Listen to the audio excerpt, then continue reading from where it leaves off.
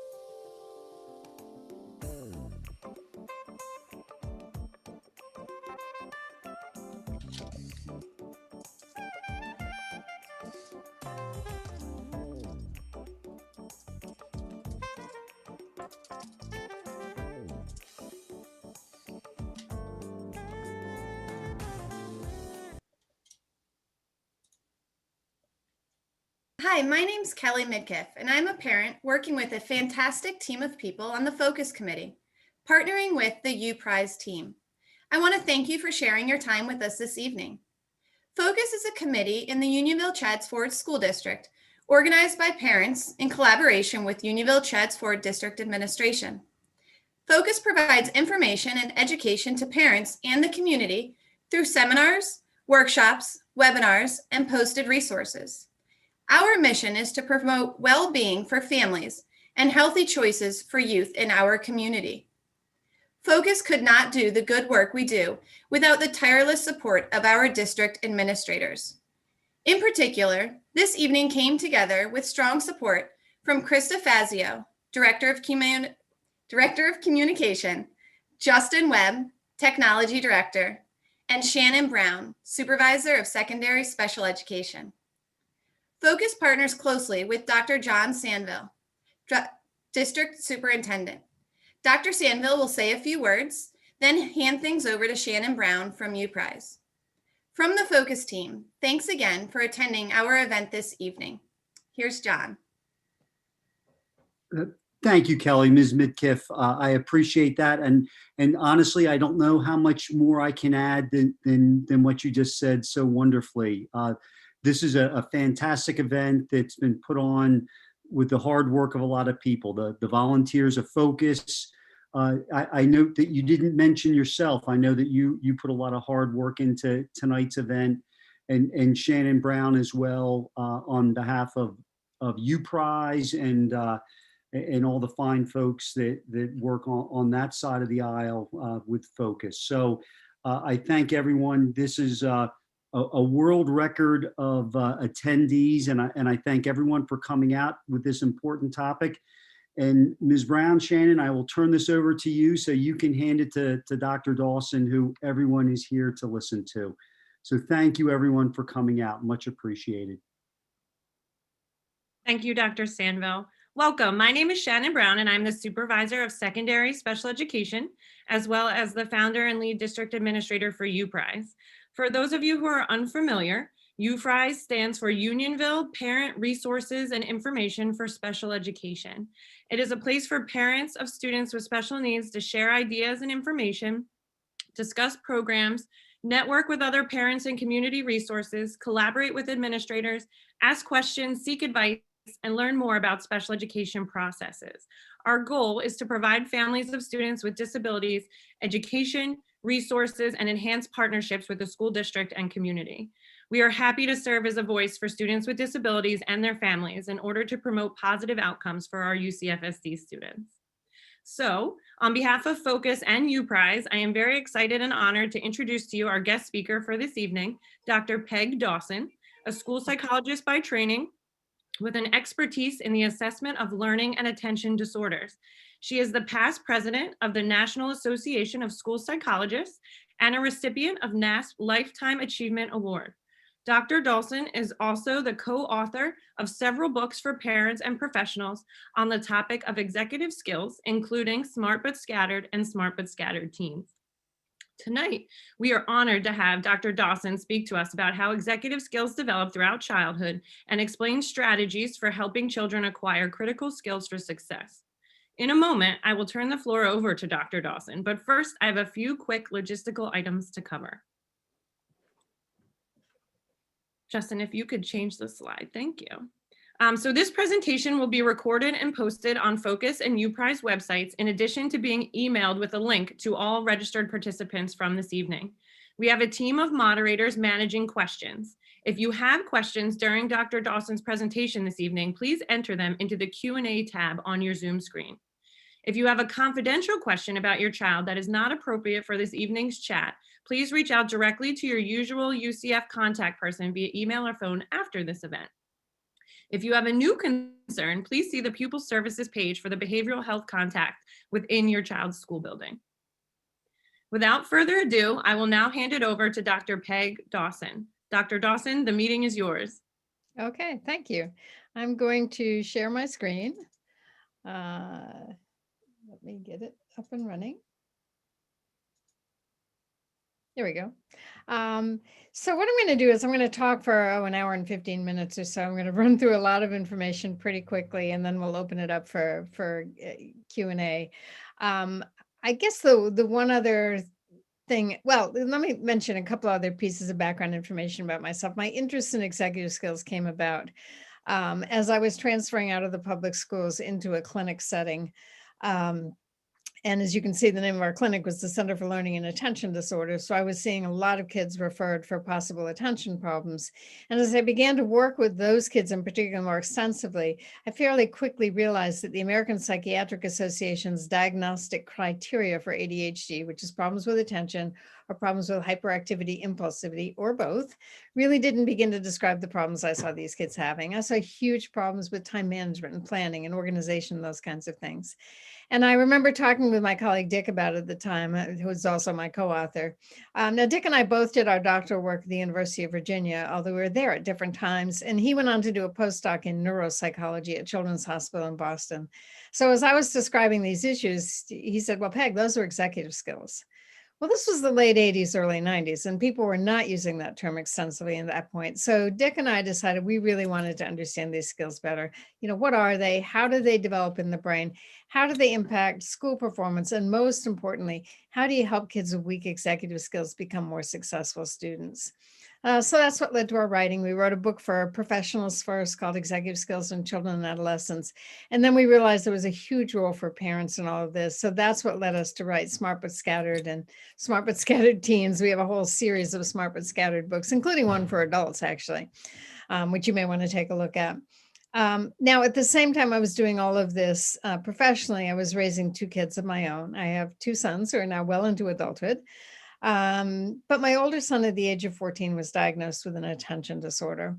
So I actually think a lot of what I learned about executive skills, particularly on the intervention side, came as much from my experience as a mom as my experience as a psychologist. And the nice thing about being the mom of one of these kids is you get the longitudinal perspective. You get to see what they look like when they grow up. And my message for parents all the time is, because I do a lot of parent presentations, most of these kids turn out fine. And when I'm doing a live presentation, I can almost see the audience relax at that point. Because if you're in the early stages of dealing with one of these kids, it may look pretty daunting to you. You don't know what the future will bring. You don't know how these kids will turn out. But you know what? Kids grow up, they mature, their brains mature. And especially if you use the kinds of strategies which I will describe briefly this evening, but which are described in much more detail in our books, these kids really do have a good shot at success, which is why I enjoy working with them. And I guess one other point to make is, although I started by working with kids with attention disorders, I fairly quickly realized that executive skills are critical for all kids. They develop slowly, and so that it's good information for any parent to have, even if you have a typically developing child. So I'm not going to spend a lot of time on what's going on in the brain of these kids, but I will say, here's what they are. They are frontal lobe skills. They are managed out of the frontal lobes of the brain, which is the part of the brain right behind the forehead. And they take 25 years at a minimum to reach full maturation. And that timeline is extended in kids with neurodevelopmental learning disorders, particularly attention disorders. It may take them longer than that. So that gives you some senses. These are skills that develop across childhood and even into early adulthood. When there's not a lot of consensus in the field about executive skills, starting with the name. Actually, the more common name is executive functions. But when Dick and I first started looking at these and writing about them, we chose to call them executive skills for a very specific reason. And that was, we wanted the emphasis to be on skills. You know, a skill implies whatever level you're at, you can get better at. You know, function doesn't give me that same flavor. When I think of a function, I think of, it means use, like a television or a refrigerator or a copy machine. You know, it either works or it doesn't work. Some people combine the two and call them executive function skills. I'm happy with that because it keeps skills in there.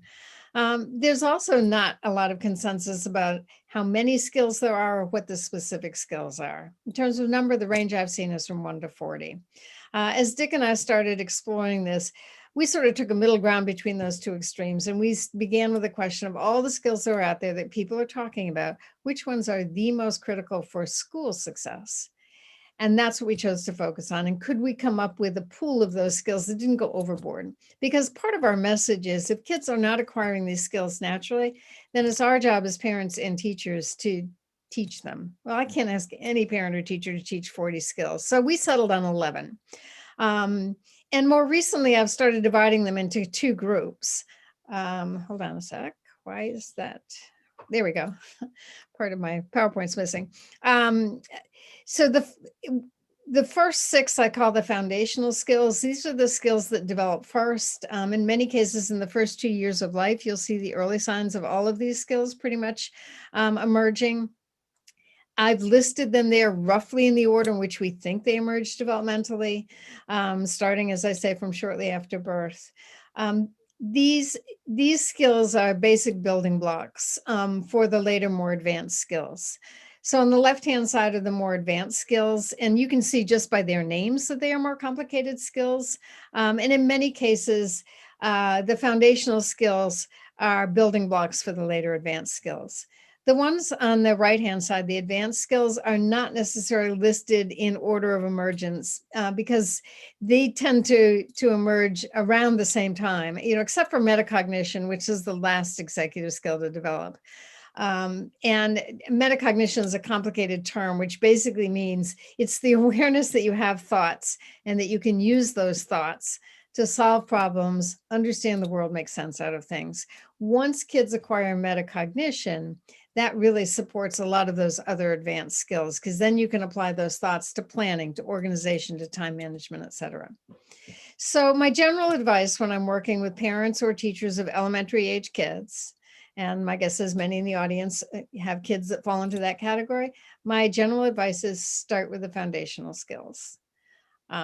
Because if you have a child who's struggling with any of those foundational skills and you put an intervention in place while they're in elementary school, you will see progress. Even if they're struggling with it, you will see progress by the time they leave elementary school. It doesn't mean you ignore the advanced skills because you certainly model the advanced skills. You can use the vocabulary of the advanced skills so kids become familiar with them. You just don't expect kids to be very good at them by the time they leave elementary school. My advice for parents and teachers who have kids at the middle school range, anywhere from 5th grade through 8th grade, is that if you expect kids in that age range to be proficient in those advanced skills, you must be very frustrated because these are just emerging skills for most kids during that age period. In fact, even into high school, they tend to be emerging skills. So I'm always preaching patience to parents and teachers of kids at that age level.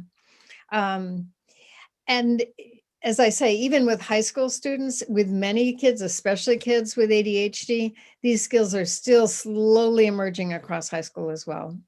And I guess the one other piece of advice I give to parents of middle and high school kids is if you have a child who really struggles with executive skills, focus on the foundational skills. Build those skills first because they will feed into those later skills. So what I'm going to do now is I'm going to go through the skills one by one, just quickly making sure we all understand the definitions. I may give you some sense of here's what we focus on for interventions with each of those, but then I'll go into here are the classes of interventions we talk about to support kids with weak executive skills or to support the development or the strengthening of executive skills. And then I'll share particular strategies for that. So without further ado, let's sort of get started here. Response inhibition is the first executive skill to emerge. Some of the experts on executive skills maintain it's around 6 months of age that you see the early signs of response inhibition in an infant. It's very rudimentary at that point, because at that point, what a 6-month-old has available to it is respond, don't respond. It's going to look different in a 3-year-old and different in a 13-year-old. And as kids acquire language, they use language to support response inhibition.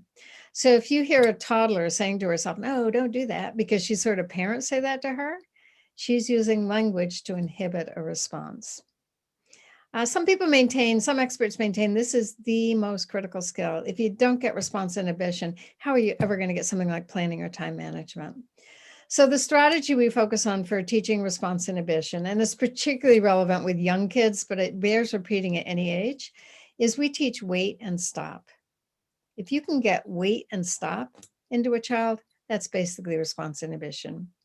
And there are some very natural ways that parents of young children do this. I'll just give you one example from my own experience. When I was growing up, my mother lived and died by a kitchen timer. I mean, she used it for everything. If we were dawdling over dinner, she'd set the kitchen timer and challenge us to finish eating by the time the bell rang. If I were practicing the piano, she said it, that was my practice session. I can remember her making me take a nap at an age when I didn't think I needed to take a nap anymore. Now, I have to be honest here. I had three brothers. We were all close in age. I grew up in the 50s. My father was an oceanographer, which meant he was out to sea 6 months out of every year, leaving my mom at home as the parent of four rambunctious kids. And looking back on it, I don't think I needed a nap. I think my mom needed time to herself. And that's why she was making us all take naps. But I can remember lying down on my bed and she set the kitchen timer and she said, you can get up when the bell rings. So what was she doing? She was teaching me to wait. And if you think about it, there are childhood games that have been around for generations, if not centuries, that do the same thing. I mean, think about Simon Says or Red Light, Green Light, or we had a game when I was growing up called Mother May I. All of those games require the children playing them to listen to the instructions, process what those instructions are, and then make a decision. Are they going to act or are they going to wait? So again, all of those, if we can get wait and stop into kids at an early age, then things after that, will proceed better. Okay, so let's go on to the next one, which is working memory. Let me see if I can get for some reason, there's a lag with the definition coming up, so I may switch back and forth a couple of times. I don't know why it's doing that. Working memory is, there's sort of two aspects to this. One is it's the ability to hold in mind information that you need while you're performing a complex task. So if I want to stress this out in a testing situation, I will give a child a multi-step math problem and ask them to solve it in their head. I give it to them orally, ask them to solve it in their head. So a question off a standard IQ test, 8 birds are on the ground, 4 birds fly away, 2 other birds land. How many birds are on the ground now? If I ask that question and the child does the first step to answer that problem and gives me that as their answer, I'm immediately thinking, what's going on with working memory? Have they forgotten what the question is asking? Have they forgotten what step they're on in figuring out the answer? That question also requires you to hold on to the exact numbers that I gave you and to pull from long-term memory into working memory 2 math procedures, addition and subtraction. So there's a huge working memory load to that. But there's really nothing that we ask kids to do that doesn't require working memory. Even a one-step direction, so sending them to their bedroom to retrieve a sweatshirt, they still have to remember why they're there when they get there. So that's one aspect of working memory. The other aspect is it's the ability to draw on past experience and apply it to the situation at hand, and then make a decision about how you're going to act going forward. So one of the strategies we use for working memory is we prompt kids to access their own working memory, particularly around coping strategies. So a teacher might say to a child, remember that tough math problem you got yesterday? You didn't fall apart when you were trying to figure it out, but you raised your hand and waited till I came to help you, or you talked to the kid sitting next to you. So today, if you get a really tough math problem, what do you think you can do? One other thing I want to say about working memory before going on in terms of strategies is that I've done a fair amount of work in schools for kids with dyslexia or severe complex language-based learning disabilities. And what those teachers tell me is that working memory is the weakest skill for their kids. And that's led me to think that although in general, our goal is to strengthen these skills with kids, you start out sort of trying to make environmental modifications so they're not punished by that weak skill, but you want to strengthen it. For some kids with dyslexia or learning disabilities, that working memory is so impaired that it may not reach normalcy, even if we put in place strategies. So the advice there is we need to understand that those kids are going to need cues, prompts, and reminders for far longer than we think maybe we should have to be giving them to them. And I know that's a source of frustration for many parents. I just told you that, or I told you yesterday, or don't you remember what the routine is? These kids struggle with that. And my one piece of advice around that is visuals. Don't rely on verbal prompts, cues, and reminders. Pair it with visuals. I'll give you a couple of examples in a bit just so you can see what that looks like. Okay, so let's go on to emotional control. Now, what these skills have in common, because they're going to seem pretty disparate, is these are all skills that are required to execute tasks, which is why we call them executive skills. Or in the words of my favorite second grade teacher, she took a class I taught at the University of Southern Maine a couple of summers ago, and she was trying to figure out how to explain executive skills to second graders. And she said, they're the skills you need to get things done. And I think that's a really good way of thinking about them. And emotional control factors in there, as you can well understand. If you have a child who's having trouble managing their emotions, and in situations of high emotion, their ability to focus, their ability to retain information, their ability to learn is obviously compromised. But on top of that, that's the downside of the emotional connection with learning. But there's an upside as well, and that is there's a lot of research to show that when you can engage kids' positive emotions in learning, their ability to learn and retain the information is much better. That's why when parents and teachers figure out a game way to teach something or an activity that's fun, it works best in terms of kids holding on to that information. For kids who struggle with emotional control, the strategies we particularly focus on, there are a couple that have a lot of good research supporting them. One is we teach them to talk to themselves. What could you say to yourself to manage that frustration or that anger? And in terms of what's going on in the brain, there's some research to show why that works, because when you put people in emotionally charged situations and ask them to talk to themselves or teach them to talk to themselves, what you see is decreased activity in the amygdala, which is the fight or flight part of the brain, and increased activity in the frontal lobes. So self-talk becomes the pathway to emotional control. So that's one strategy. There's also a lot of research to show that teaching children mindfulness meditation techniques can help them learn to manage their emotions. So teaching them to focus on their breath or just sit still and take deep breaths interrupts the whole process. Both of those strategies, by the way, don't work fast, especially for kids who significantly struggle with emotional control, but they do work over time. There's a great book for parents called Sitting Still Like a Frog, which it comes with guided meditations. The book used to, it probably still does, comes with a CD with recorded guided meditations that a parent can do with a child. It's a great, let's do this before we fall asleep kind of activity as a cool down at the end of the day. Okay, moving on to, make it back, flexibility. So this is the ability to go with the flow. The ability to sort of deal with unexpected changes in plans, surprises, disappointment, all of those things. I mentioned that I got interested in executive skills through working with kids with ADHD, and kids with ADHD have all kinds of executive skill challenges. Flexibility is not necessarily a challenge for those kids. In many cases, it's a strength because they're always looking for the next fun thing to do. But there are groups of kids who struggle with flexibility. And the one that I think probably comes to the mind quickest for those of you who are used to working with kids with learning or behavioral challenges are kids on the autism spectrum. Because inflexibility is sort of a critical feature of autism spectrum disorder. But there are other kids who struggle with flexibility as well. Kids with anxiety, for instance. And I think of flexibility as being, in some cases, a hidden executive skill. It lies beneath the radar. Because if you have a child who has trouble dealing with unexpected events, what happens when they occur? Their anxiety level rises. And so what we see is the anxiety, but it started with inflexibility. Luckily, there are ways to teach kids to become more flexible. And there are school-based curricula designed to do this. There's a great program called Unstuck and On Target, which actually has a parent component as well. It's called Unstuck and On Target.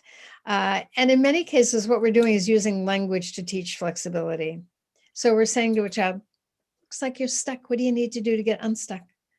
Or, okay, that's plan A. What if plan A doesn't work? Do you have a plan B?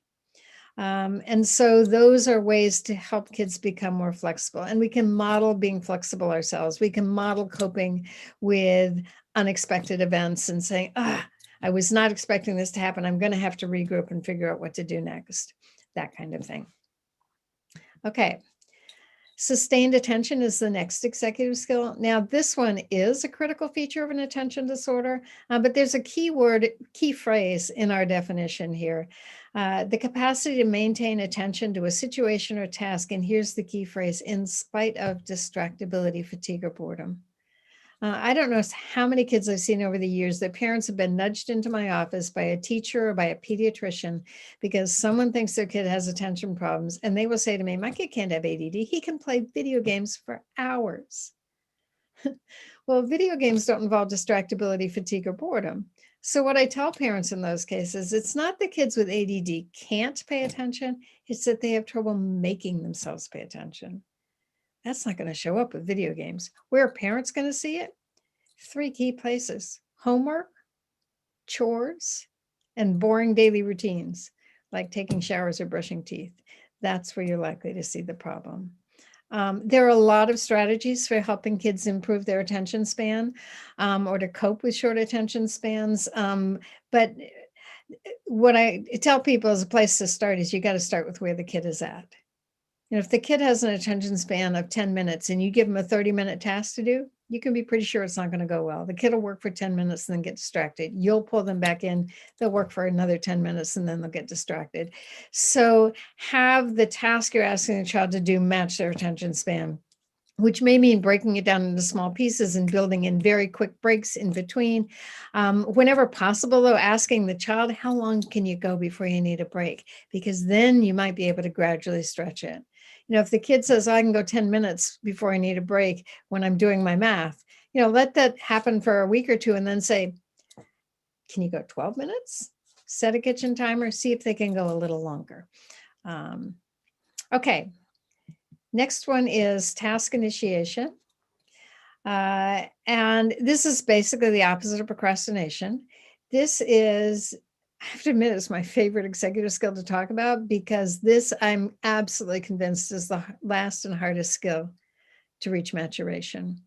I've been talking about these skills in the order in which we think they emerge developmentally, starting from shortly after birth. That says nothing about the endpoint. That doesn't say when they reach full maturation. And with task initiation, I started with myself. This is one of my stronger skills now, but my memories of high school are dreading Sunday nights. Why? Because my English papers were always due on Monday. And did I start them on Thursday or Friday or even Sunday afternoon for that matter? No, Sunday nights. So clearly task initiation was not a strength for me in high school. I do have a survey that I give my live audiences often where they fill out their own executive skills profile. And then I'll collect the survey afterwards to try to figure out what's the strongest skill, what are the weakest skills, what's the average score for each of these skills. And every single time I've done it, and I've had people responding in online polls lately, I get the same results every time. On average, task initiation is the weakest skill with the audiences that I work with, and they are groups of professional adults. So my guess is that applies across the board. And I finally ran across an article that gave a developmental trajectory for task initiation. Actually, if you type procrastination into an academic search engine, you will be hit with 8,000 citations. And this is it's a huge problem that people have done a lot of research on. And I've read a number of those articles, obviously not all 8,000. But one actually gave a developmental timeline. And what it said was, procrastination, and remember, this is a bad thing, procrastination increases until the mid to late 20s and decreases gradually after that. So when I read that article, I thought, man, we got to figure out how to teach task initiation. Especially surveys of college students show that like 88% of college students say that procrastination is a problem for them, and 46% say it affects their grades. So I thought we got to figure out how to teach task initiation. If we could do that, we could increase college graduation rates. We could decrease the amount of time kids are spending in college and save parents thousands of dollars. And so I've experimented with different ways of teaching task initiation, but I finally settled on one. It won't apply across the board, but I really think it'll apply in a lot of situations. Basically, you teach task initiation by asking kids to make a plan with a start time, and then make sure they start the plan at the time they said they were going to start it. So for instance, if you say to your kid on Saturday morning, what's your plan for cleaning up your bedroom today? And the kid says, I'll do it right after lunch. Well, then your job as a parent is to be there right after lunch to make sure the kid starts cleaning up his bedroom. And there's a brain-based explanation for that as well. The brain learns by association. So the more you can pair two events over and over and over again in time, then a bond forms between them. It's a variation on Pavlov's dog. If you remember that old psych experiment where Pavlov, the Russian psychologist, rang a bell and he presented meat to the dog and the dog salivated. And after a while, all he had to do was ring the bell and the dog salivated because he anticipated that the meat was coming. So stated start time, actual start time. Give it a shot and see if that makes a difference. Okay, so these are the basic 6 foundational skills. And as I say, this is where to start, in part because they're basic building blocks, but also in part because it's a whole lot, the interventions associated with these 6 skills are actually easier than the later ones. It's a whole lot easier to teach a child to make a plan with a start time than it is to teach them to make a plan, which is what the next executive skill is. Because planning is way more complicated, right? You have to figure out what are you planning and what are the steps to, what materials do you need? What are the steps you have to follow to achieve the plan? What's important, what's not important? How are you spending your time? I mean, so much goes into planning. I think, again, at the younger ages, we model planning. So on Saturday morning, we say to our kids, okay, we got some things we got to do today and some things we want to do. Let's make a plan for how the day is going to go. And so that you're modeling the planning process for kids. Now, when I think about planning in a school context, I invariably think about long-term projects because that's sort of where the rubber hits the road with this particular skill. And I realized quite a while back that I think there's a mismatch between when we start assigning long-term projects to kids and when they can independently plan them. I mean, sometimes I do work in elementary schools and I'll say to teachers, so what grade do you start assigning long-term projects? And it's no later than 5th grade. And in many cases, it's as young as 2nd and 3rd grade that teachers are assigning long-term projects. So how do teachers handle it? They understand that it's not developmentally appropriate. So they do the planning for kids. They break tasks down into subtasks and timelines and interim deadlines. And I think that's appropriate, although it also fails to take advantage of the opportunity to teach planning. So ideally, when teachers are assigning long-term projects, they're doing the planning with kids. They're helping kids break down that long-term projects into steps and timelines. That's one piece of planning, though. The other piece, again, as it applies to long-term projects is, when teachers assign long-term projects, especially in the days of distance learning, which is where we're at now in many cases, they expect kids to carry them out at home, which then puts a tremendous burden on parents to supervise those long-term projects. And several years ago, someone found a picture on Facebook that really illustrates the problem nicely. They sent it to me. It's a science project. Remember the old science fair we used to have?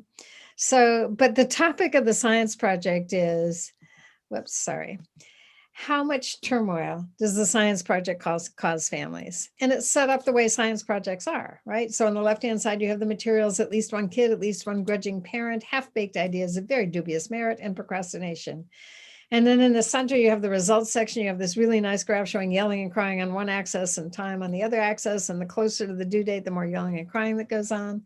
You have quantitative results. 75% of kids cry, 90% of parents yell. An average of 15 hours of family time is sacrificed. Findings, everyone hates the science fair. When I do this before a live audience, I've had parents actually burst into applause with this one because they so identified with it. Okay, so let's go on to organization. Now there's a key word in my definition here, the ability to create and maintain systems to keep track of information or materials. Again, when I'm working with a live audience, I'll often say, so what's the key word here? And people guess different things. They'll say ability, they'll say create, these say systems. Well, this is my weakest skill. And I will tell you that the key word is maintain, right? I mean, I am great at creating systems of organization. Every 4 weeks, I have to come up with another system for keeping my study clean because the last one didn't work. It's the maintenance part. And if you have ever tried to turn a disorganized kid into an organized kid, you know this is a long-term labor-intensive process. Because it's not just a question of creating a system and handing it off to the kid and expecting them to run with it. Or, I mean, everybody's organizational system is idiosyncratic. So it would be better to say to the kid, you know what, your backpack's a mess. You can't find your homework when you need to do it, and you can't find it when you need to hand it in. So let's take your backpack apart and figure out a way to organize the material that works for you. So you do that. you still can't hand it off to the kid and expect them to run with it. I finally figured out why that is. And it's because at any single point in time, it is faster not to use an organizational system than to use an organizational system. Right? It's way faster to take that science worksheet and just stuff it in the backpack wherever than it is to take out the science notebook, open it up, take out the incomplete homework folder, open that up, put the homework neatly in, fold everything up, put it neatly back in your backpack. Yeah, it may take longer in the long run because you lost it or it's so wrinkled you can't use it, but in the moment, it's faster not to use the organizational system. Just one other observation, which is tied to my recommendation around organization. Parents and kids don't always have the same executive skills profiles. Sometimes they do, but very often they don't. And one of the worst or one of the combinations I found that creates the most friction in families is when you have a highly organized parent with a slob of a kid, because that messiness just grates on the parent. They have a really hard time just closing the bedroom door and deciding they're not going to look at it. And so my advice to those parents in particular, but to all parents, if you've got a child who's organizationally challenged, start small. I mean, really small. Start with, can we just keep your desktop clean so that you have a clear space to do your homework? Choose one part of your bedroom you're going to keep neat, and we'll just focus on that. Those kinds of things, I think, is the way to go with that one. Okay, let's go on to the next one, which is time management. Whoops, let me get back. So time management. Now this is where you start seeing the earlier developing executive skills showing up here. So time management is basically task initiation, sustained attention, and planning, with one additional element that's unique to time management, and that is time estimation, the ability to estimate how long it takes to do something. And in my experience with working with both kids and adults, is if they've got poor time management skills, it's the time estimation piece that doesn't work real well. And with kids anyway, more often than not, they underestimate how long an effortful task is going to take. And then they leave it to the last minute and they run out of time. I do see some kids, though, who do the opposite. They overestimate how long an effortful task is going to take, and then they don't want to start it because in their mind, it's going to take forever. So either way, it's a problem. The good news is you can teach time estimation.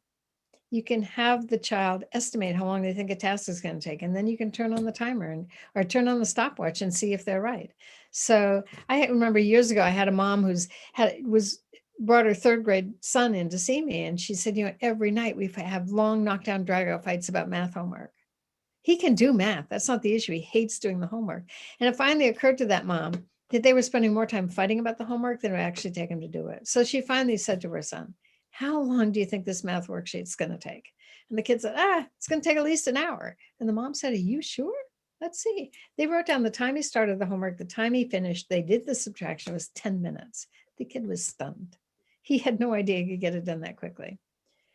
And that's a skill that can be taught. So the next night, the mom could say to the kid, remember last night you thought the homework was going to take an hour? It only took 10 minutes. Look at this worksheet. Let's take a guess again and see if you're right. And over time, kids can learn to calibrate. Okay, let's go into goal-directed persistence. So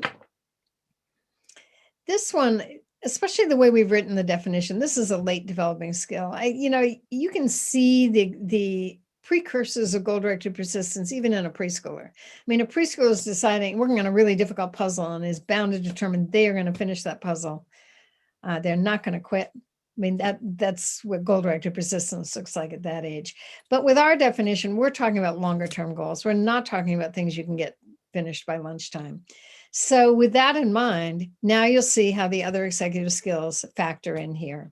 So because you can't just set a goal and forget about it, you have to remember it. So there's working memory.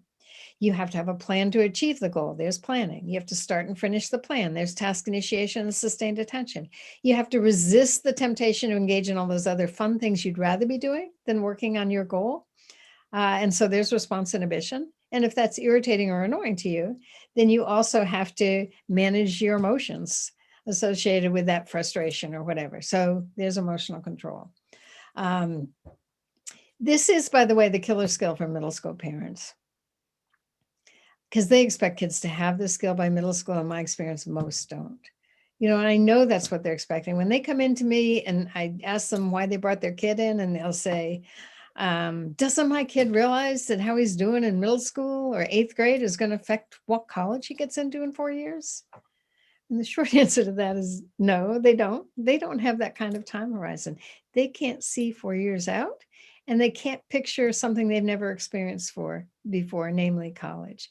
So expecting middle school kids to have goal-directed persistence is frustrating for everybody.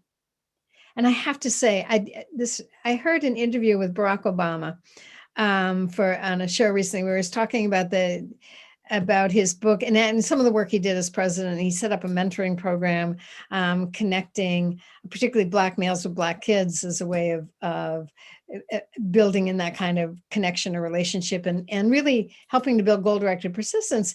And he said on his own, he said, when I was in 8th grade, the only thing I was thinking about was playing basketball, and I wasn't a very good basketball player, and hanging out and chasing girls. And the interviewer a couple minutes later said, yeah, it really wasn't until you were in like 10th grade that you started getting more ambitious. And he said, oh no, I started thinking about it in 10th grade. So this is, the president of the United States who admitted that it was well past 10th grade before that kind of goal-directed persistence kicked in for him. So keep that in mind, those of you who have middle school kids. All right.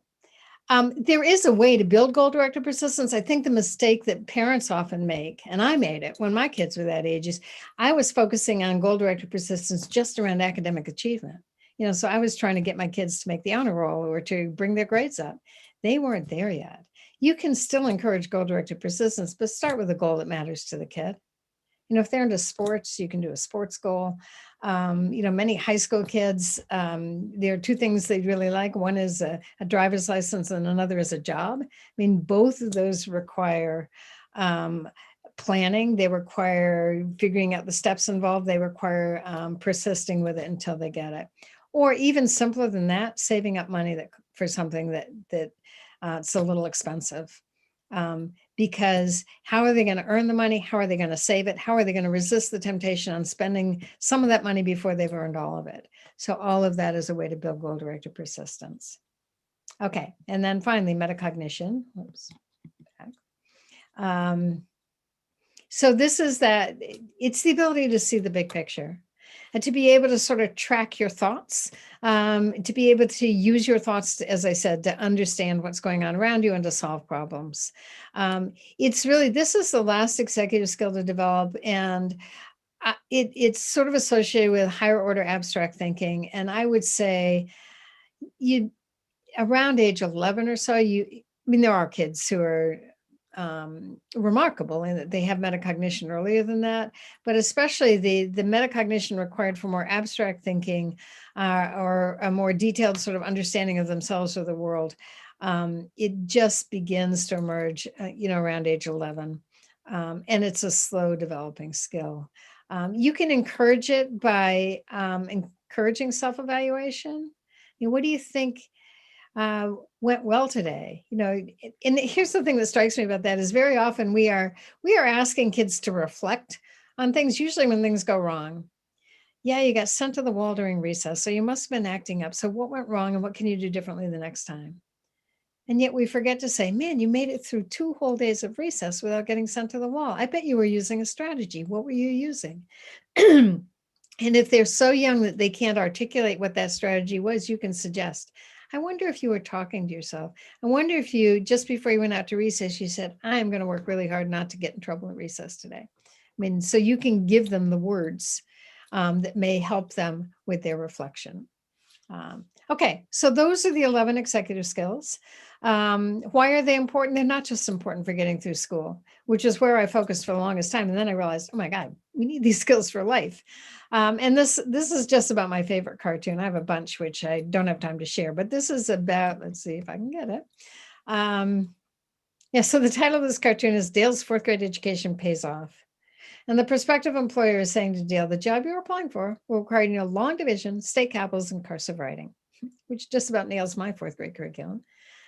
But what I like about it is for this to be realistic, what would that employer be saying?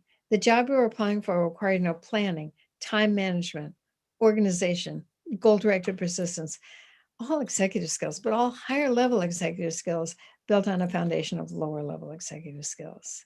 So I use this with both teachers and kids. I use this with that algebra teacher who says, wait, I don't have time to teach executive skills. I got to teach algebra. Yeah, well, the job you're applying for requires, time management, planning, organization, et cetera. And I use it with kids to say, can you figure out a way that the skills you're using to learn algebra will actually help you down the road? Sometimes you have to help paint that picture for kids, but it is, it's a conversation worth having.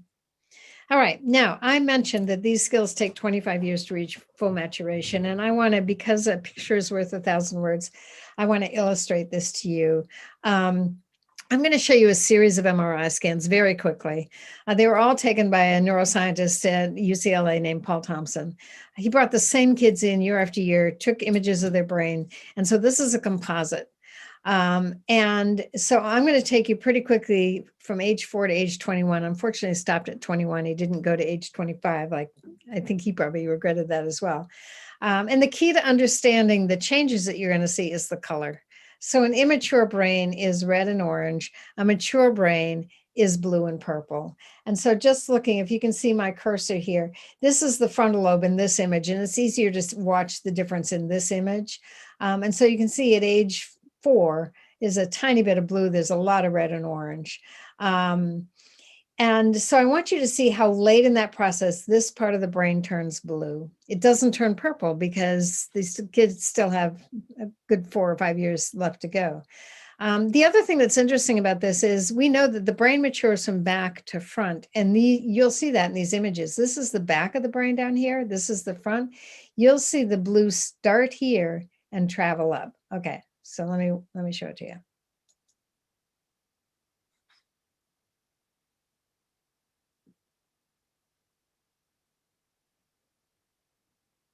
Okay, so there we are at age 21. And this says the 21-year-old brain is mostly mature, but the areas of green show that even at the thresholds of legal adulthood, there is still room for increases in emotional maturity and decision-making skills, which will come in the next few years. Let me bring you back to age 13, because I think that age in particular is the biggest mismatch between our expectations for kids and what their brains are capable of doing. Okay, here we are at age 13. That's middle school, right? Think of what we ask middle school kids to keep track of, remember, plan, organize. As soon as kids start changing classes, every teacher has a different set of expectations about how homework is to be done, how projects are to be completed, how tests are to be taken, how notebooks are to be kept. Many schools use block scheduling and they have A days and B days. Many use a rotating schedule. So first period on Monday is second period on Tuesday. Many schools use 6 or 7 day rotating schedules. So first period on Monday changes from week to week. And with the hybrid learning that's been necessitated by the pandemic, it's just made it that much more complicated. And we get annoyed when kids don't remember something. They are having to keep track of very complicated schedules. And every teacher, as I say, has a different set of expectations.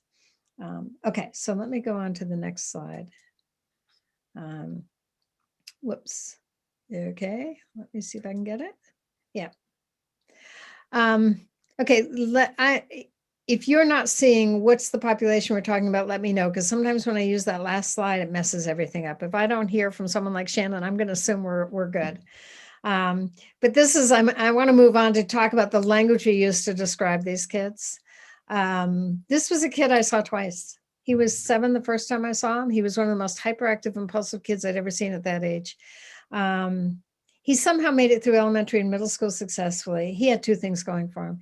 He was a smart kid without a learning disability. He did have huge attention problems, but he did not have a learning disability. He also had a mom who stayed on top of things, a mom who made sure he did his homework, who made sure he put it in his backpack, who kept in touch with his teacher. And then he hit high school. She called me after his freshman year in high school. He had failed 2 classes and he had D's in 2 other classes. He was in summer school making those classes up. He had 1 A and was in a class called ROTC, which is the only high school I know of in New Hampshire that had a high school ROTC program, which was perfect for this kid. Because first of all, it was aligned with his long-term goals. He wanted to join the military. But second of all, if you think of what an ROTC class must be like, it's probably both active and structured and regimented and active and outdoors. So he aced that class. But the mom called me up and said, I can't do it by myself anymore. I'm going to lose him. I don't even think I can get him through high school. And so I evaluated him in order to create the documentation to get him additional services at school, which we were able to do. We got him a coach and it worked out really well for him. But as part of my evaluation, I asked the mom to find one teacher who knew him well to fill out a set of rating scales. And this is just a snippet from one of those rating scales. And it's the language I'm interested in here. What concerns you most about this pupil? That he's lazy and not working to his potential. Please describe the best things about this pupil. He's sweet and has a good sense of humor, which describes just about every kid with ADD that I've ever worked with, including my own son. But here's the problem with that. Think about that word lazy. That sounds like a character flaw to me. That sounds like something that the kid feels like he has no control over. And on top of that, what's the intervention for lazy? You know, we have interventions for task initiation and sustained attention. Lazy sounds like a dead end street. So if you take nothing else away from this presentation, then the next slide, please bring this back with you, because here's my plea. Let me see if I can get both sides here. Instead of calling students this: lazy, unmotivated, not working to potential, disruptive, oppositional, messy, tardy, forgetful, absent-minded, or lacking a work ethic, and all of those are words that have been used to describe the kids that I work with who are struggle with executive skills. How about we describe them as having challenges in task initiation, sustained attention, response inhibition, emotional control, etc. All those negative terms on the left-hand side have a corresponding executive skill on the right-hand side. And as someone said to me after I showed them the slide, she said, yeah, the terms on the right-hand side, I mean, that leads you right to problem solving. The ones on the left-hand side don't. So if you're talking with your child's teacher and the teacher happens to slip and say, I think your kid's just lazy, you can just say to them, you know, I'd prefer to think of it as having problems with task initiation, or I'd prefer to think of it as having problems with sustained attention. So what do you think we can do about that? Or in some cases, it's a spouse. I don't know how many workshops I've done where moms have come up after the workshop and said, my husband calls my son lazy. What can I do? Okay, so now I'm going to get off my soapbox and move on to, so what do we do about it? And this is, if you've read my books, this was all very familiar to you, because I seem to boil things down into threes, but there really are three ways to help these kids. You know, one is change the environment to reduce the impact of the weak executive skills. So you're not trying to change the kid at all. You're trying to create an environment that's more supportive, less punishing. And this is usually where we recommend that you start, because that you can get some quick changes in. Another strategy is to teach the child the weak executive skill. And finally, use incentives to get the child to use a skill they may have, but in the early stages of developing a skill, it's really hard for them. So if you can put a reward on top of that, an incentive on top of that, then that may entice them to practice. And practice is what we're looking for here, because these are habits of mind that just take practice. They're like any other habit. They take practice and repetition, and day in, day out practice and repetition. So let's start with modifying the environment. What are some ways, whoops, let me go. There are three ways to modify the environment. You can change the physical or social environment. You can modify the tasks we ask kids to do, and we can change the way we interact with kids. And so here are some examples of environmental modifications: managing distractions, giving them quiet workspaces to use at home, modifying tasks, shortening them, building in breaks, creating a schedule, building in choice. Choice is huge. Giving advanced warnings when something changes. That's for kids who are inflexible or kids who struggle with emotional control. If we let them know, you know, the usual weekend schedule is changing this week. We can't do that fun thing we always do every Saturday because we have to go shopping, or we have to visit grandma, or whatever. And then using visual cues rather than verbal nags. I referred to this earlier, but let me just give you a couple of examples so you can see what this might look like. This is one shared by a mom who came to one of my workshops a couple of years ago. And it was the mom of a high school kid who had created a visual schedule for her child, because he was in a school that had block scheduling. Every day was different. He kept forgetting what he was supposed to bring on what day. So each month she bought a huge whiteboard that had a calendar on it. Each month she set it up for him. So it showed him exactly what he had to do each day. She's got it color coded. So red is email, blue is Google Classroom. etc.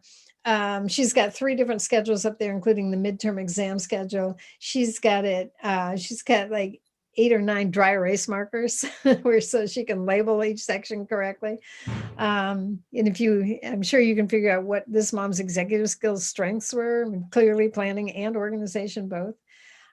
So she put it in a prominent place. So before the kid left for school, she would prompt him to check his schedule. And if she's at all worried he'll eyeball it and say, yeah, I checked it, she can say, read it out loud to me so I know you saw what you're doing today. Here's another example, which I just found this. Someone sent me this picture. I actually created this for myself. I really like it. Wait a minute, let me get back. This is another way to use a whiteboard, where this is a way to keep track of things you have to do. So goals to do, and all of those little squares, those are Post-its. You can't see it. The door to my study is open right now, but I put it on the back of my study. I love it.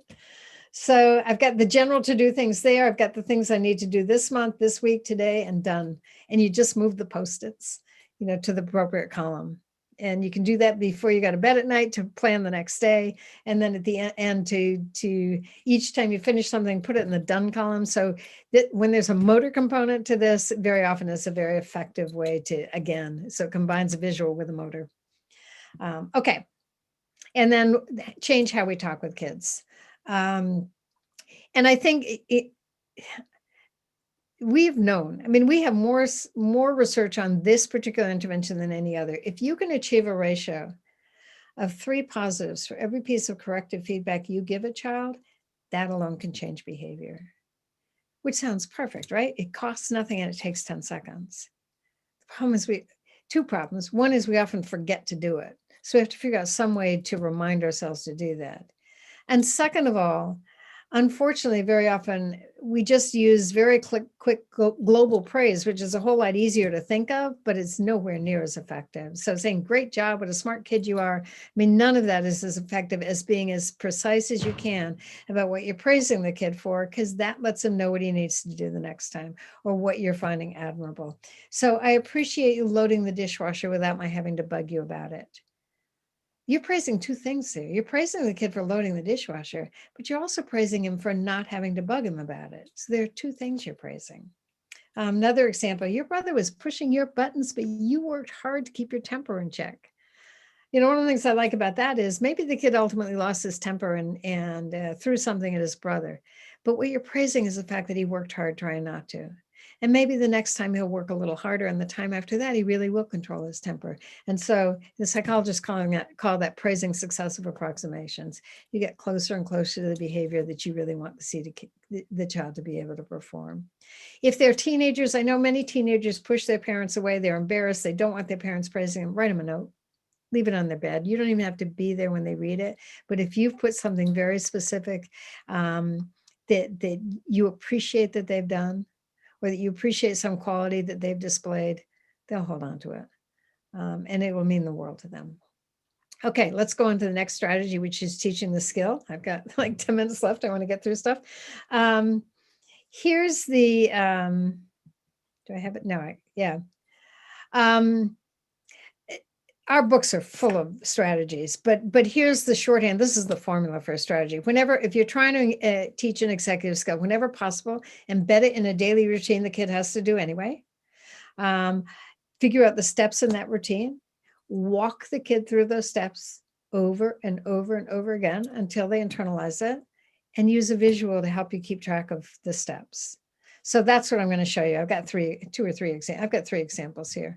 So this is a bedtime routine. This is from Smart But Scattered. So these are the things the kid may have to do before bed.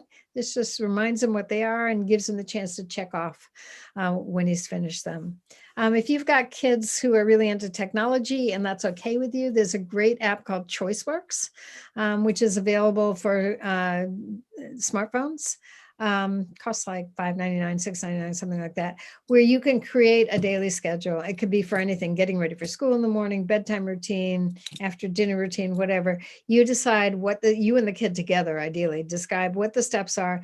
You can decide how long you think it'll take, and you build in a timer. So when the child starts that step, like picking up toys, Then he clicks the timer and it starts timing him down. And when he finishes it, he checks off done and he starts the timer for the next task. So again, if you want a high tech, this is a low tech version. If you want a high tech version, check out ChoiceWorks.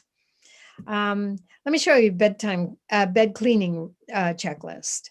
This was developed by an occupational therapist, has now become a good friend of mine, but she was working at a school in Vermont for kids with dyslexia. And the residents, I was a residential school, and the dorm parents decided they really needed to tackle the dorms because the rooms were a mess. Parents were coming to visit the school, taking one look at the bedroom and saying, we are not sending our kids to the school. So they created a checklist. The OT helped them. And when kids came back to school after the summer, I was working with them over the summer. What they did was, as the kids put all their stuff away in their dorm rooms, they took pictures of what a clean room looked like. And then they turned it into a checklist. What I love about this is there are 10 things on that checklist, which for someone who's organizationally challenged like me, that's really daunting. But they broke it down into 4 pieces and they all look manageable. My clean desk, my clean shelves, my clean bed, my clean floor. And they've got a model so that the parent could say to the kid afterwards, does your desk look like the picture? So what do you need to fix? And then one other, which I've had really good success with this, especially since the pandemic, especially in the early stages of the pandemic, when kids were at home with a lot of unstructured time and teachers were just throwing assignments at them and with no instructions on how they were supposed to plan their time. So this is a checklist designed to help a kid plan their work time for schoolwork. It's not where they actually write down the assignments, but they just list them, spelling, math, reading. And if you fill out this whole thing, you're covering several executive skills. How long will it take? There's the time estimation piece for time management. When will you start? There's the plan with the start time. Where will you work? We added that in after I read all the research on visual imagery and mental rehearsal, because what that research shows is that if you mentally rehearse carrying out a task, especially if you use vivid visual imagery, that makes it easier to actually carry out the task. It increases the likelihood that you're going to do that. So we didn't build in first do this, then do this. Can you picture yourself doing it? Although that's a good conversation to have. But at a minimum, having kids picture themselves at the kitchen table, doing their math. If you have them write down the actual start and stop times, then you can, that's a check on, did they start when they said they were going to start, and did it take how long they thought it was going to take? Shannon, do you want to say something? Yes, Dr. Dawson, we are still seeing the bedtime routine slide. Oh, so you have that one. Okay. Do you still have the bedtime one? It's not advancing for some reason. That is okay. Let me get out and come back in again and see if thank you for letting me know. Oh, now I have to figure out where I put it. Okay, I'm sure this will probably correct it. It's so hard to know where that's going to happen. Okay, parent workshop, parent presentation. No, it wasn't that one, it was this one. Okay, now let me get to the right slide. I will show the teaching kids to make study plans. Did you have it? Yes, now we can see it. Thank you. Okay, good. So as I say, each one of those columns gets at a different executive skill. And let me just give you a couple of examples before and maybe I just have one example and a couple of quotes before I wrap it up and open it up for questions. This addresses the issue of task initiation, which again, I think is a really difficult task to address. And this was, I did some work in Hong Kong 2 summers ago, and I did a 2-day training, and I had a mom, it was for professionals, but there was a mom who was an occupational therapist who came up to me after the first day and said, I'm having such trouble with my 7-year-old son because his fine motor skills are not good and he resists practicing writing. And she was understandably distressed by this because Hong Kong has 2 official languages. Kids not only have to learn to write English, by the end of second grade, they have to learn to write like 6,000 Chinese characters. And so this kid didn't want to practice any of that. And she said, and I think she accurately identified the problem. She says task initiation. And so she'd been listening to a lot of my recommendations over the course of the day. But what I said to her is start really, really, really small. So all you're trying to do is to get them started. Because if you can practice getting started. So she came back the next day with the notebook she created. This was the first page in the notebook. And she said, so here's what I did. We set a goal together to start and finish some work independently. What she wanted him to practice, again, she's an OT, so she had a good way of thinking about this. She wanted to practice him drawing squares with circles inside squares, because that gets at lines and curves, which comprises both English and Chinese. And she wanted him to just do 10 of them. So then she gave him choices. Do you want to do this before dinner or after dinner? No, he said after dinner. Where do you want to do it? Do you want to do it in the living room with me, or do you want to work in your study room? No, he's going to work in his study room. And then she said, so you only have to do 10. How long do you think it's going to take? And he said, I think it'll take like 10 minutes, 2 minutes. So she had some other ground rules, but then the next page, so she created this card, which she put right on the dinner table, which you can interpret means first dinner, then work. And so that was the reminder that as soon as he was done eating, he was going to practice his writing. And then let's see if I got this here. Yeah, so the inside of the notebook that he was doing the writing on, she's got the pencil, she's got the pencil grip, she's got an eraser, and she's got the stopwatch. She came back, she said, it worked so well. He didn't resist it at all. And he was so happy because he finished it in 1 minute and 37 seconds, or it may have been, yeah, that the time that's on there is not the time he took, but she told him he finished in less than 2 minutes and she was happy. So starting small, I can't emphasize that enough for those of you who are dealing with kids who are really resistant to some of this stuff. Okay, now in terms of incentives, let me go back. I don't want to spend a lot of time talking about this. This is where we run into values. And parents have different values about the use of rewards.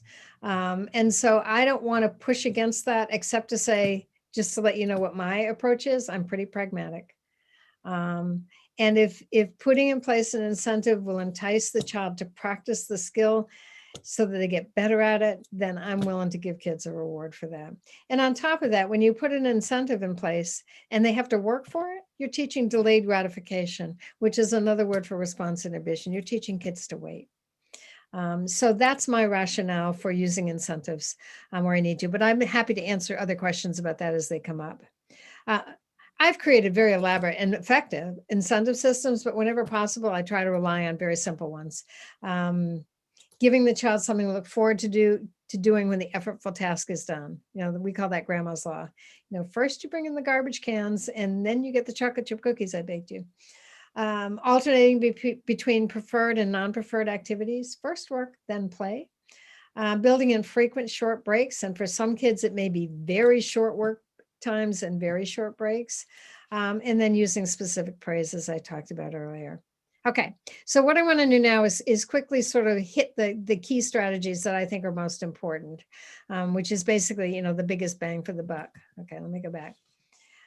Keeping chores and tasks brief or building in breaks, giving your child something to look forward to, building in choice wherever possible, using lists and checklists as reminders, building in routines.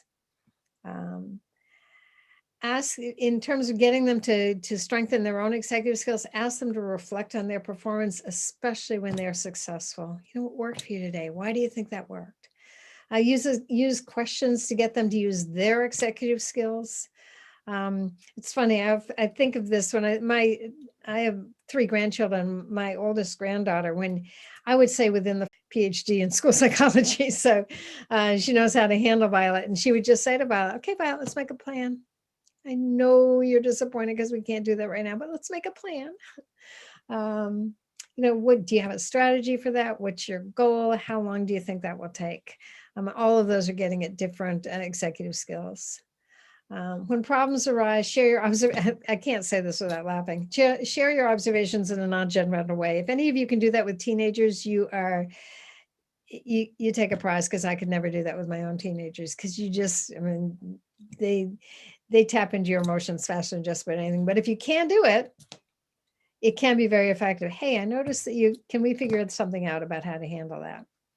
Brainstorm strategies. Don't give them the solution.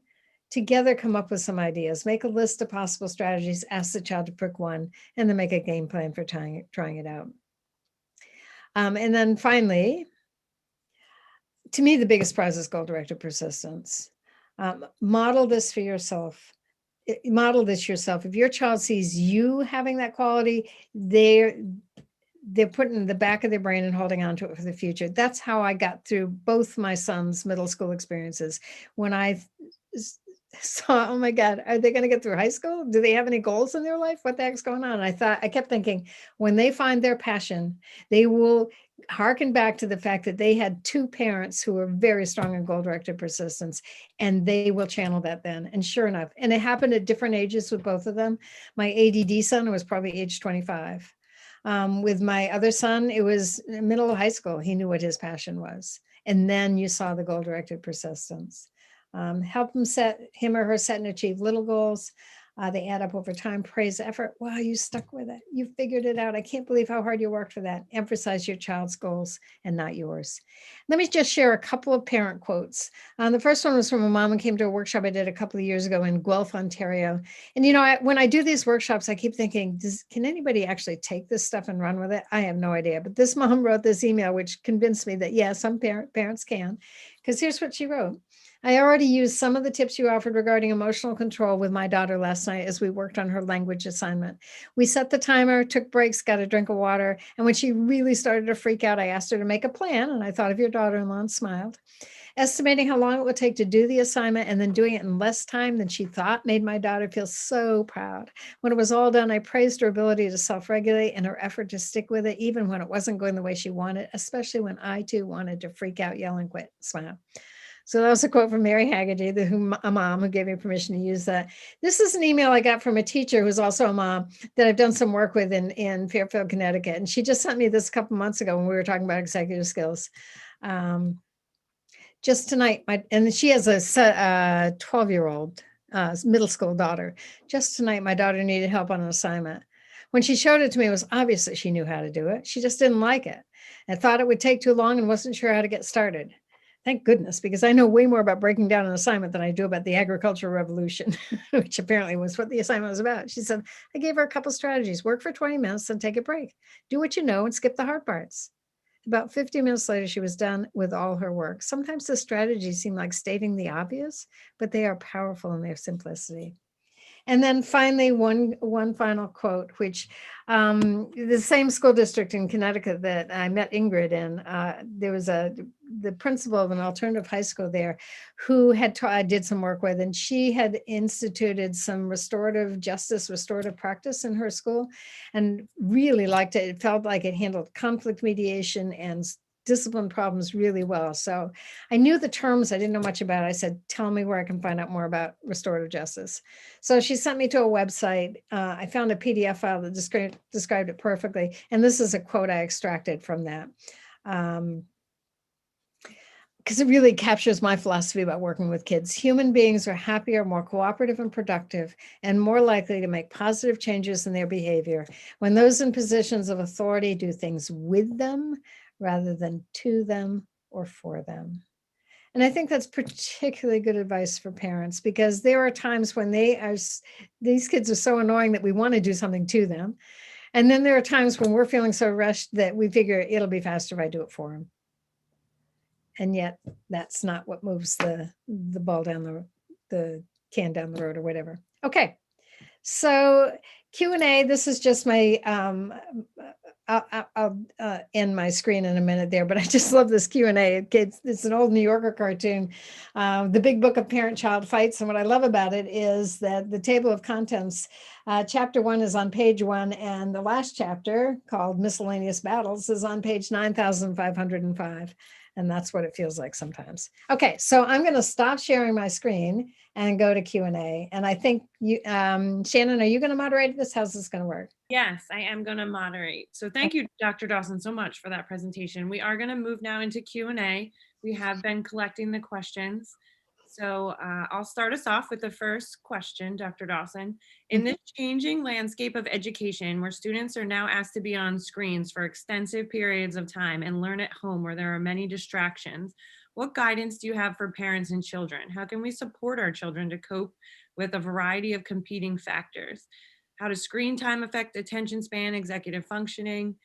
What do you recommend? And do you have any suggestions when they're doing online school at home? Yeah, and that is so tough. I mean, I'm so struck by how, I mean, what's developmentally appropriate? Is it really developmentally appropriate to make a kid sitting in front of us in a Zoom classroom for 5 or 6 hours a day? And so, in fact, I got an email from a teacher a few months ago saying, you know, my kids with ADD, they're having such a hard time sitting in front of their computer all day. Do you have any suggestions? And I wrote back, why are they sitting? Now, could these kids be standing up? I mean, can they use a standing desk? Can they be sitting, bouncing up and down on a yoga ball? Can they be moving around? I mean, something to break that up. So for kids who have trouble sitting, then is there another way for them to take in the information? But the other thing in terms of distractions, again, this may not be possible in some families, but when you can set aside a particular space in the house that is quiet, that in fact, I had one teacher said, yeah, talking with the parent, he said, yeah, we call it his office. You know, so that was where he did his Zoom classes. It was his office. It was quiet. It was away from distractions. The other thing about having kids work at home is that, I mean, when kids are at school, all the cues that are surrounding you are to do schoolwork. At home, that gets confounded by the fact that so many home cues are to not do schoolwork. That's why many kids, you know, as soon as they leave school in the afternoon, it's really hard for them to do homework because home is cueing all sorts of other things. So if you can create a space in your house that signals this, the only time we're here is when we're doing schoolwork, and that's where our schoolwork space is. And then this is my recurring suggestion, and that is ask your kid. What do you think would work for you? I notice you're really having a hard time with this. And be willing to, I think there are times where, as a parent, you have the right to say, all right, we're shutting off the classroom now because my kid is at his wit's end. I can see he's about to lose it. It's going to make the rest of the day horrible for us. And so I think parents have the right to make executive decisions, which may go again, and, you know, email the teacher and explain what's going on, explain why the kid had to leave in the middle of class, but at least he was there for part of the class. But check with the kid, what would work for you? I notice we have a problem, you know, what would work for you? So those are my thoughts. Thank you. The next question, how do you know if there is an attention issue or just a need to develop executive functioning skills? Yeah, that's a really good question. So, I mean, the way I have a multi-pronged approach to diagnosing an attention disorder, but if what it has to come down to is your child significantly different from other kids their age in terms of attentional capacity? The only way you can know that is to, at a minimum, fill out norm referenced rating scales that will say, so say you have a 7-year-old son and you want to know, do they have significant attention problems? Well, there are rating scales that will compare your son to other 7-year-old boys. And there are gender differences. So you have to look at boys versus girls. So, but I will tell you, from working with our executive skills, and now you know what all the terminology is, the 3 executive skills that are most problematic for kids with ADHD, and if these are the ones that are spiking for you, and you think, yeah, they may be worse for my kid than other kids, then you may want to seek some kind of evaluation, either from a psychologist or from a pediatrician. Here are the 3: response inhibition, task initiation, and sustained attention. So those are the 3 to look for. I mean, attention will affect others as well, but at a minimum, well, for kids who are hyperactive and impulsive, the response inhibition one, if you've got the daydreamy and attentive type of ADD kid, the response inhibition may look okay, but task initiation, the sustained attention will be problematic. But you got to compare them to other kids their age. Sometimes if you're not sure, and these kids have been in school, so the teacher gets to know them, that may not be the case, but talk with the teacher. Ask the teacher, does my child stand out in terms of being more distracted or having trouble getting his work done? Or because teachers have a norm reference group right there in that classroom. And if the teacher has taught for years, then they've got numerous classrooms that they can compare your child to. Another one? Yes. What can be done for a student with slow processing skills and weak working memory other than reducing workload, which can create its own set of consequences? Okay, so I have fairly strong feelings about this because I see these kids, or I used to. I don't do as much clinical work anymore, but I used to see these kids a lot, and I saw them around middle school because that's where their slow processing speed didn't give them enough time in the day to get their work done. Some often manage to hang in there until, fourth, fifth grade, and then the amount of work they're asked to do and their slow ability to get it done means that 24 hours in the day is not long enough. So I actually think it's unrealistic to not modify the workload for those kids, because here's what happens when you don't modify the workload. Their anxiety level goes up. Especially kids who are conscientious, who want to do everything they're asked to do, but work at a slower pace. And if you try to speed them up, I think everybody has their own cognitive tempo. It's funny because my husband's and mine are completely different. I'm this fast cognitive tempo person. He's the slow cognitive tempo person. We cannot, when we go for walks, I'm always 3 feet in front of him, despite the fact that he's a foot taller than I am, has a longer stride. So we just accepted that. So it's really hard for me to slow down. It's really hard for him to speed up.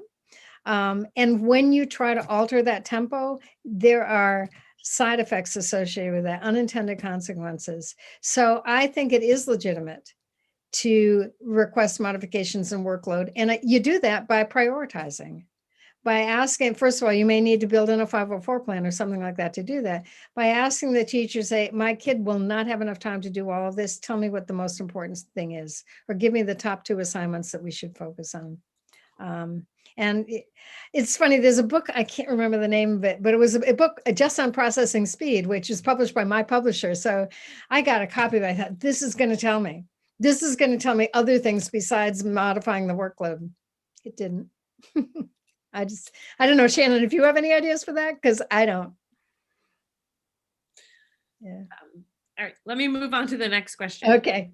What types of teaching methods, learning environments, or interventions do you suggest for kids who are gifted with ADHD and thus are often bored and therefore distracted in traditional classes? Yeah, my heart goes out to those kids and their parents. And what really frustrates me very often, by the time those kids hit high school, we are keeping them out of AP and honors classes because they've got executive skill challenges, and teachers will say, he's not going to do the work. He doesn't belong in the class, as opposed to saying he has the cognitive bandwidth to master that content. So we got to figure out a way to support him with his executive skills. So I do think taking a risk sometimes and pushing them into higher level classes, they may up their game. If they're surrounded by other bright kids, they may up their game to match them. I'm not a big expert on gifted education, but I've read enough to know that for truly gifted kids, advancing them a grade is a reasonable thing to do. And I know everybody worries about both advancing and retaining kids, and retaining kids, not a good idea. Advancing them, there's some evidence to show that if not the whole grade, then putting them in a higher level math class, a higher grade math class, or a higher grade English class. And then the other thing I would say, and this is trickier and it's not a blanket recommendation, but it's something to think about. These kids are going to be confronted with boredom for the rest of their lives, right? Even, deciding to go to a school board meeting and trying to sit through waiting till it's your turn to ask a question. They have to have some way of managing that boredom. So I would be talking with them about how can you make a game of it? Is there something that could turn this into a game? And giving themselves something to do. The other thing with kids with ADHD is if they're sitting in lecture classes, is there a fun way they can take notes? Because the act of taking notes may help them stay focused. So can they draw a visual diagram of the notes as a variation? Can they learn the Cornell method so that they're writing down the key concepts? Anything to make note-taking more intriguing, challenging themselves to earn a slightly higher grade on time. Anything. In fact, my older brother, who probably would have qualified as gifted, but he was incredibly hyperactive, and the ADHD runs in the family through him. I mean, he barely graduated from high school, but very smart. So he got into a good college. He says he graduated the very bottom of his college level class. Then he joined the service, and through the service, he's got a graduate degree. He aced all his classes in graduate school. And I was talking with him about it once. He said, yeah, I figured out it was a game and I could play this game. I think his frontal lobe's also matured by that point too, so it helped. But again, I would be talking with kids about what tricks can you use, because there are going to be times in your life from now on, you're always going to be bored. So that's my thought. You just mentioned the brain. So does the brain maturity progression go more slowly for kids with ADHD or ASD? Would they turn blue later? Yes. And I haven't seen brain scans that show that, but the experts on ADHD in particular generally estimate there's about a 30% lag, and it's a lag as opposed to necessarily a structural difference. I mean, there are differences in the brains of kids with ADHD, but it's mostly there's a lag. And so I remember Russ Barkley is probably the world's leading expert on ADHD. I was at a workshop he did once, and he was talking about ADHD in adults. And he said, I won't give a self-report questionnaire for an adult with an attention disorder until they're 30, because I don't trust their answers before then. So I'm looking for a parent or someone who knows them well. So yeah, with autism spectrum disorder, it's not just a lag with those kids. There are some executive skills that they may struggle with forever. And the two that that come to mind that are probably the most problematic are flexibility and metacognition. They think more concretely. I mean, you can, and it depends, because a lot of kids on the spectrum have this special talent, being able to be really good at math, or so they can show that kind of abstract thinking in their area of interest. But in general, they struggle with that. They struggle with reading social cues. You can train them though. I mean, at early age, they can get better at it. It's just that that may always be a struggle for them. Next question. Sometimes as a parent, you find yourself doing everything for your child since they seem to lack certain skills. How can you break this cycle to increase independence? Yeah, and that's really important. And it's much harder nowadays. I remember doing a workshop a few years ago with an older mom at the time. Her kids were all grown up, and she said, we were talking about that, what our expectations are for kids. And she said, I had 5 children. I could not pack every kid's suitcase when we went on a vacation. They had to learn to pack their suitcases. And so in the old days, when we came out of larger families, parents knew they couldn't do everything for their kid. And so they just expected that the older siblings would help the younger siblings. So now I think it really does take a conscious effort on our part to step back and say, okay, is this something I really need? Is this something this kid could do himself? And it's a moving target, so it makes it hard. I remember my younger son has a son, and they live in Japan, and his son was started at a international school at the age of, he was like 2.5, I think. And when they went into the parent meeting conference, right around the time he turned 3, the teachers said to my son and his wife, Kenshi is really good at dressing himself. And they looked at each other and they said, wait, Kenshi can dress himself? They had no idea, because they'd been doing it for him.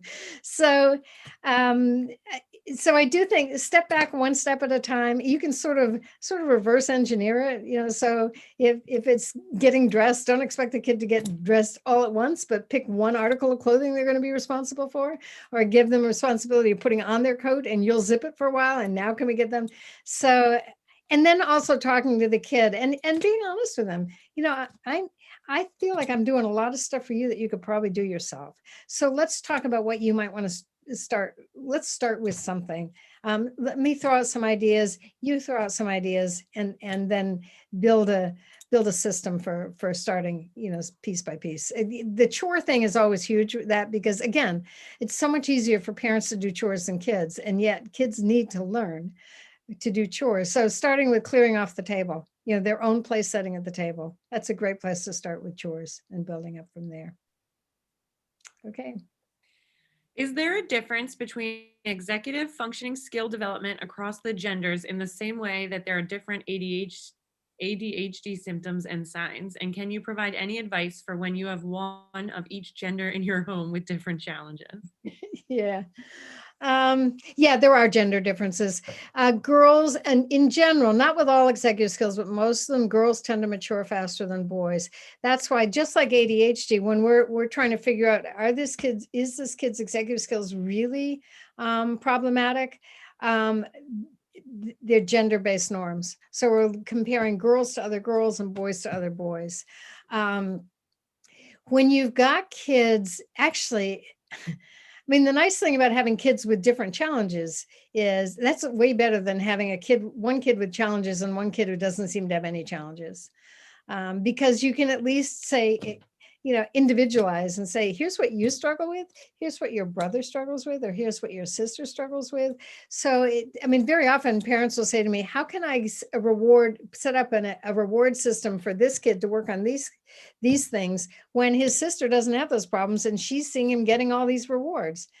And my response there is there something that the sister could be working on, could be earning the reward for, that would be comparable? So they're both putting in as much effort on different tasks. And usually either you can find something or the kid can find something.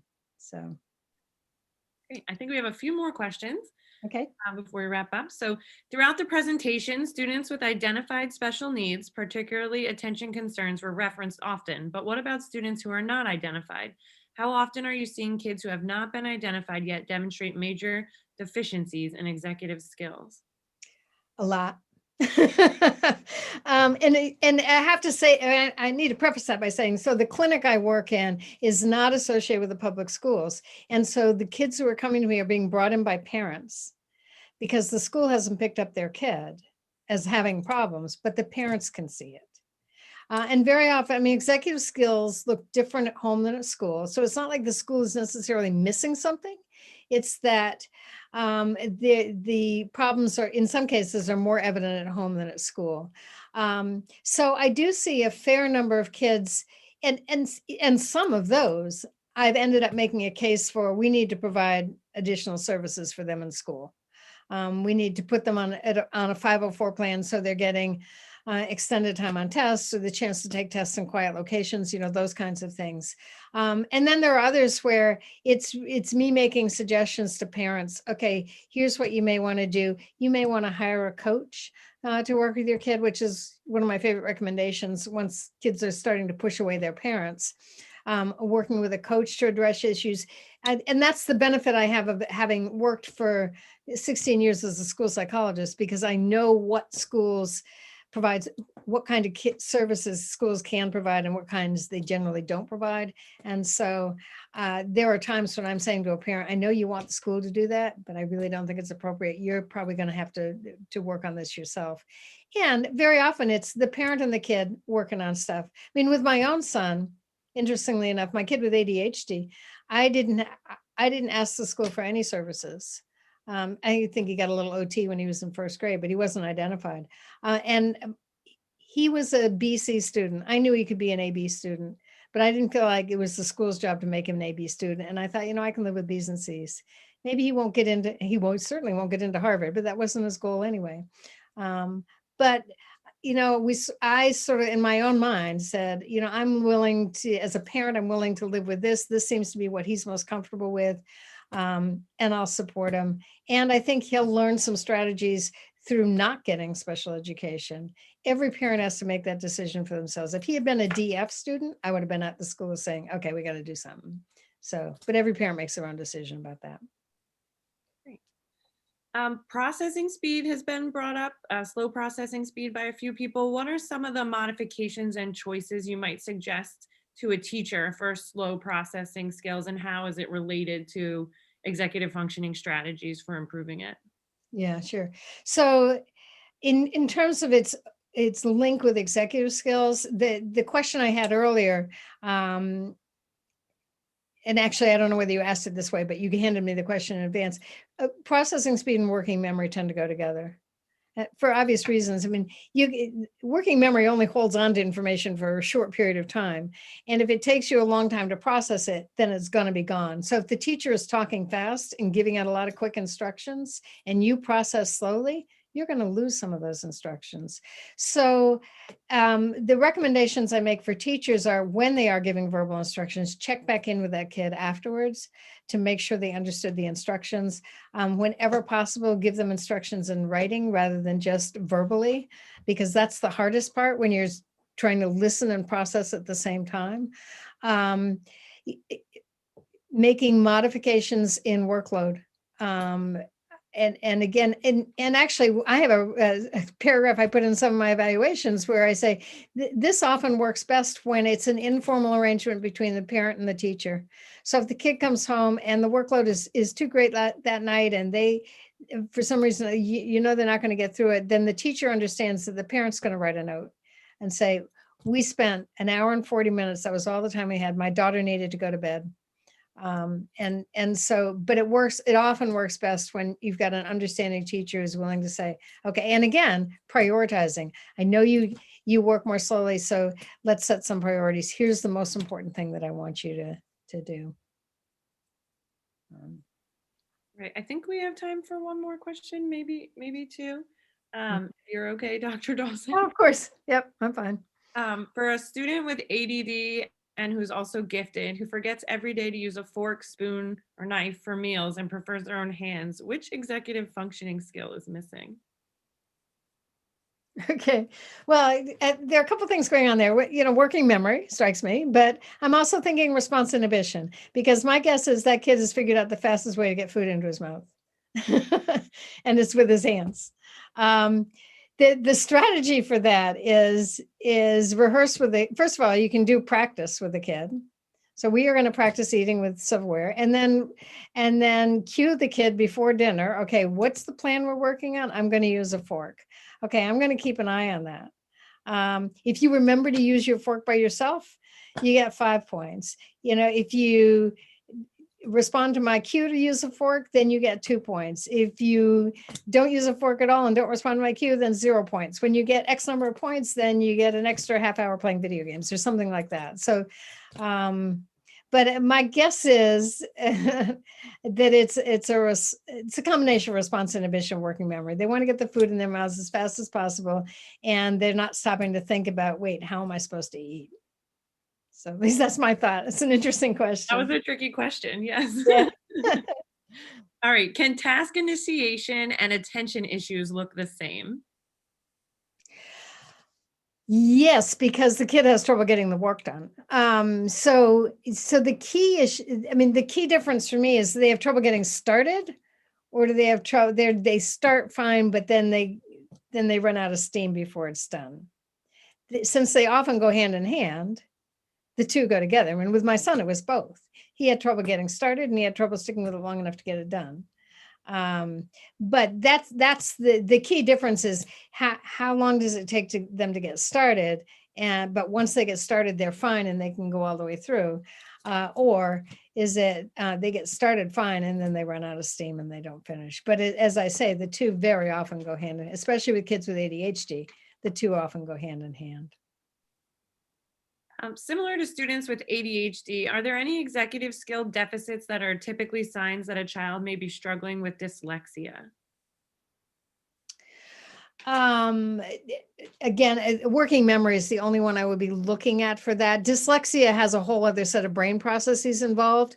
Although I've talked to a lot of reading specialists who tell me that when they use executive skill strategies as part of their remediation process for kids with dyslexia, that they find that kids make better progress than if they're just focusing on remediating the reading.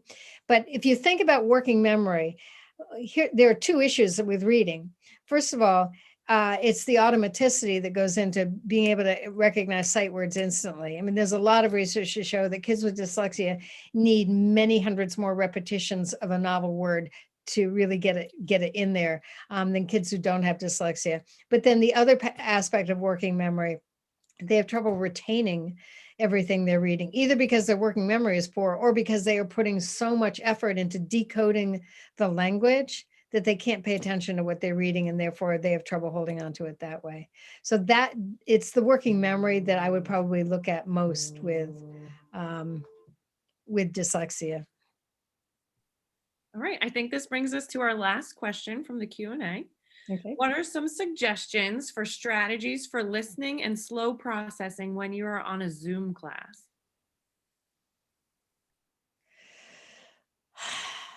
So again, I don't have an answer to the slow processing, other than trying to work with the teacher to understand the same things I already said in terms of either talking more slowly, going back and checking in with the kid. I've had some parents tell me that their kid, I had a mom, the kid was on the spectrum, but it really didn't matter because he was doing better with distance learning because he could meet individually with the teacher without the rest of the class knowing about it. So the teacher and the kid would meet sort of in a breakout room to make sure he understood the instructions. What was the other piece though? It wasn't just processing speed, it was, attention? See, I'm having trouble paying attention. Good strategies for listening and slow Oh, processing. listening, right. Yeah, so there is a great app, if you can get your kid to use it. I just found it. It's called the Original Beeper app. Costs like $1.99. Let me see if I can find it on my. Yeah, it's the Original Beeper app. Looks like this.